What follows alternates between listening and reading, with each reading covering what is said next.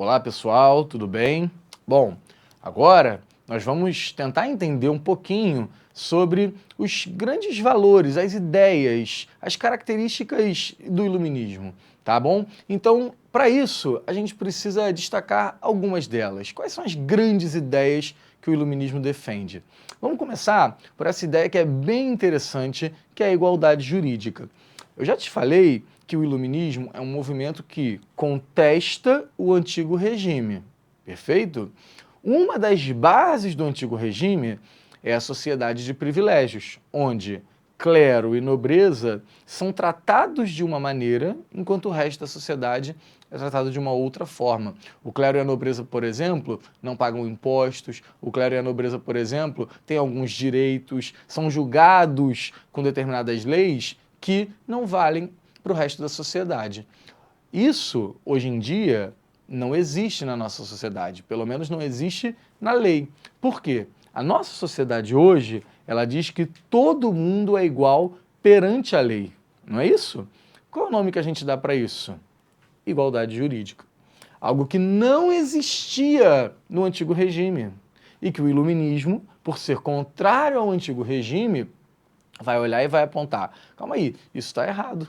Por que que o clero e a nobreza são tratados de uma maneira e o resto do povo é tratado de outra forma? Por que que eles têm privilégios que o resto da sociedade não tem? Isso não faz sentido, isso não é racional. Lembra que o iluminismo faz uso da razão, valoriza a razão? Ele olha para isso e diz, só porque ele nasceu em uma determinada família, só porque a família dele tem um brasão, tem uma tradição e a minha não tem, então ele merece ser tratado de uma maneira que o resto da sociedade não merece? Não, isso não faz sentido. Então, uma das bases do iluminismo é justamente o quê? A defesa da igualdade jurídica. A lei tem que ser igual para todos. Ninguém tem que ter mais ou menos direitos, mais privilégios ou menos privilégios, porque nasceu em um determinado grupo social. Ok? Bom, esse é o começo. Aí a gente pode pensar em algo mais abstrato, mas que é interessante. A razão, a racionalidade, ela tem que ser o critério central, o fio condutor para a sua vida individual e para a sua vida coletiva, para pensar a sociedade. Beleza? Isso é uma ideia bem marcante do pensamento iluminista, tá? Outra coisa bem legal é a gente entender que o iluminismo defendia a ideia, muitos pensadores iluministas defendiam a ideia de que o ser humano, e aí eu estou falando do homem, mas não o homem no sentido do gênero masculino, eu estou falando do homem no sentido do ser humano. O ser humano tem certos direitos naturais. O simples fato de você ter nascido garante a você alguns direitos. Você tem direitos que são inalienáveis, ninguém pode tirar esses direitos seus. Exemplo, o direito à vida, o direito à liberdade, o direito à felicidade, o direito à propriedade. Tudo isso, de acordo com o pensamento iluminista, são direitos naturais do homem. Todo ser humano tem direito à vida, à liberdade, à felicidade e à propriedade. E ninguém, nenhum outro ser humano, nem nenhum órgão e nem o próprio Estado pode tirar isso desse sujeito. Pode impedir que você tenha esses direitos plenamente garantidos. Então o Estado, o governo, não pode ser autoritário para tirar o seu direito de liberdade, o seu direito à propriedade, o seu direito à felicidade e o seu direito à vida, porque isso é seu. O simples fato do ser humano ter nascido já garante a ele esses direitos. Ok? Bom, continuando. Outra ideia legal é a defesa do direito à resistência e também, ou melhor, a defesa do direito de resistência à opressão e à tirania.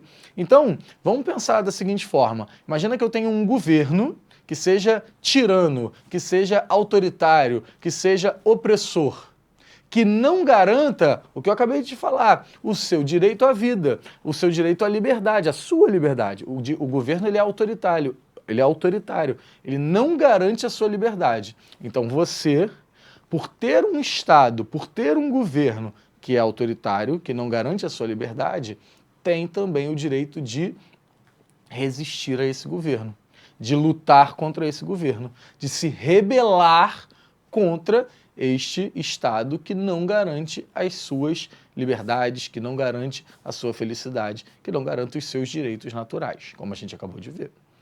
Tranquilo? Isso também é uma ideia bem interessante que os pensadores iluministas defendiam naquela época, ok? Vamos continuar. A valorização do livre-arbítrio, então a ideia de que Deus existe, não é que eles neguem Deus, mas a sua vida é conduzida a partir das suas escolhas, e não por algo que esteja traçado por Deus de forma engessada desde o início. Não, você tem livre-arbítrio, você pode agir, você pode fazer as suas escolhas. Tá bom? Então isso também vai contra aquela ideia de que tudo é explicado pela vontade divina, tá? Bom, outra coisa interessante, a defesa da limitação do poder dos reis e também da não intervenção do Estado na economia. O governo, ele não pode interferir em tudo na sua vida. O governo não pode necessariamente ter muito poder sobre a economia. Isso é uma ideia iluminista. Calma aí. Eu defendo liberdade econômica. Se o governo interfere muito na economia, para os iluministas, isso não é interessante. Tranquilo? E também se esse governo tem muito poder, se ele concentra muito poder, isso também não é legal. Vamos parar para pensar. O iluminismo é um movimento que preza a razão, o senso crítico. Perfeito? Se um governo, se um comandante, se um monarca tem muito poder nas mãos dele, há um grande risco da gente cair numa cilada, porque esse cara pode ser um louco, um tirano, um psicopata, né? E a gente está nas mãos de um cara só. Então isso é racional? É racional você dar todo o poder da sociedade a um homem, ou a um grupo de homens, né? A uma única força que tem o poder. Isso não é racional, porque a gente pode acabar entrando numa enrascada, porque essa pessoa, esse grupo de pessoas pode ser autoritário, pode não garantir as nossas liberdades, pode não garantir o nosso direito à vida, o nosso direito de ir e vir, a nossa liberdade de expressão. Então não é racional. A gente tem que ter uma divisão dos poderes, para que se um tentar ser mais forte que o outro, os outros equilibram essa balança. Entendeu isso ou não? Bom, vamos continuar, olha. Anticlericalismo, isso não quer dizer que sejam contrários à igreja, não é isso, mas é uma crítica em relação à forma como a igreja atua na sociedade, a forma como a igreja católica muitas vezes, os seus valores, os seus dogmas interferiam na política. Então, olha, o Estado ele tem que ser afastado da religião. Isso é uma ideia iluminista, ok? Bom, vamos continuar, olha, outra ideia interessante. E aí, ó, voltou, calma aí. Ah, sim, agora vai. Os pensadores, duplicou o slide. Vamos lá, os pensadores iluministas, pessoal.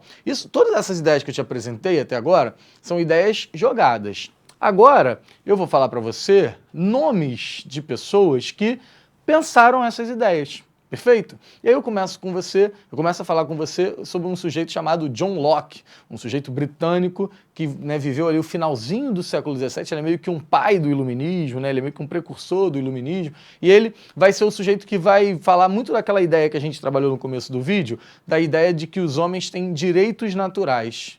Perfeito? A defesa dos direitos naturais do homem, isso aí é algo que John Locke vai trabalhar com muito destaque ali no início da sua trajetória. Bom, a defesa do indivíduo como um cidadão, como alguém que tem participação na sociedade, participação na política, e não como um súdito, como as monarquias encaravam, como alguém que deveria apenas obedecer. Beleza? Então, um sujeito que é cidadão, que é dotado de agência, de participação política na sociedade. Tá? Bom, dois caras importantíssimos para o iluminismo, são esses camaradas chamados Diderot e d'Alembert. Tá? Eles dois organizaram um livro chamado de Enciclopédia, a Enciclopédia Iluminista, que na verdade acabou virando um sinônimo para um livro que reúne muito conhecimento, né? É muito provável que você já tenha tido contato com uma enciclopédia, né? Ou então quando alguém... ou então, hoje em dia, por exemplo, a gente tem um site chamado Wikipédia, né? Que seria uma enciclopédia online. É ou não é? Então, o que é uma enciclopédia? Enciclopédia é um lugar onde você vai, né? Esse lugar, hoje em dia, ele pode ser virtual ou pode ser físico. Aqui na época, evidentemente, era um livro. E nesse livro, você tinha ali artigos comentando uma série de conceitos. A ideia dos pensadores iluministas era que a enciclopédia fosse meio que a Bíblia do iluminismo, né? No sentido de que seria o livro sagrado do iluminismo, onde todo o pensamento iluminista estaria ali exposto, tá? Então a enciclopédia ela é um marco do movimento iluminista e um marco criado por Diderot e d'Alembert, dois franceses.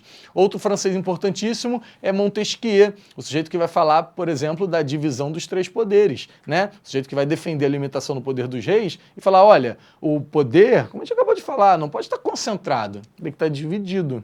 E é interessante que a gente divida ele da seguinte forma: a gente tem o poder legislativo, a gente tem o poder executivo e a gente tem o poder judiciário, que é algo que existe até os dias de hoje. Tá? Em algum momento, essas ideias aqui foram para a prática. Beleza? Olha aí, ó. Mas, gente, Voltaire é um sujeito muito importante, um árduo defensor da liberdade de expressão e também um cara que tinha uma postura muito anticlerical, criticava muito a interferência da igreja sobre a sociedade, sobre a vida política, geralmente escrevia fazendo muita sátira, muita ironia, né, em relação à igreja católica e os seus dogmas, tá? Bom, outra coisa interessante, outro sujeito interessante é o Rousseau, que era o mais popular de todos os pensadores iluministas, tá? O Rousseau, ele vai falar, inclusive, né, da defesa da soberania popular, ou seja, o povo é soberano, o povo tem que decidir, né? Um sujeito que falava também de adoção da república, de maior participação política do povo, que via com maus olhos a ideia da propriedade privada, né? Então ele já via que, olha, o homem ser dono da propriedade privada, isso pode gerar algum problema. Só que agora, eu quero que você preste muita atenção em uma coisa. Todas as ideias que eu te falei até agora falam de igualdade jurídica, ou seja, a lei tem que ser igual para todos, não pode ter mais privilégio. O poder não tem que estar concentrado, o poder tem que estar dividido. Uso da razão, crítica à interferência da igreja, tudo isso são ideias iluministas. Em nenhum momento eu disse para você que o iluminismo defende igualdade social. Eu não disse isso porque isso não é uma ideia iluminista. Isso é um pensamento que vai ser desenvolvido no século XIX por uma outra corrente que é o marxismo, o socialismo, tá? O iluminismo não fala disso. O iluminismo fala de igualdade jurídica. A lei tem que ser igual para todo mundo. Temos que ter os mesmos direitos. Mas não fala em momento algum de igualdade social. Não fala disso, tá? Então, presta atenção. Trouxe até um GIF aqui, um meme, na verdade, para você ficar atento. Eu vou sair da tela aqui rapidinho, só para você ficar ligado, tá? Então, olha aí, ó. É o memezinho aí do Drake, né? Então, ó, fim do absolutismo, do mercantilismo, da cultura marcada por valores religiosos e da sociedade de privilégios, sim, o iluminismo topa. Agora, igualdade social, não. Isso não tem nada a ver com o que o iluminismo está pregando, beleza? Então, ó, vou voltar aqui só para dar a última palavrinha para você. Olha, essas são as principais ideias do iluminismo. É evidente que a gente pode aprofundar muitas dessas ideias, mas não é o objetivo aqui. A ideia é que você pense de forma mais ampla como o movimento iluminista defendeu suas ideias e contra o que ele estava sendo colocado, contra as estruturas do antigo regime, como a gente acabou de ver. Perfeito? Bom, espero que eu tenha ajudado você. Um abraço e até o próximo vídeo.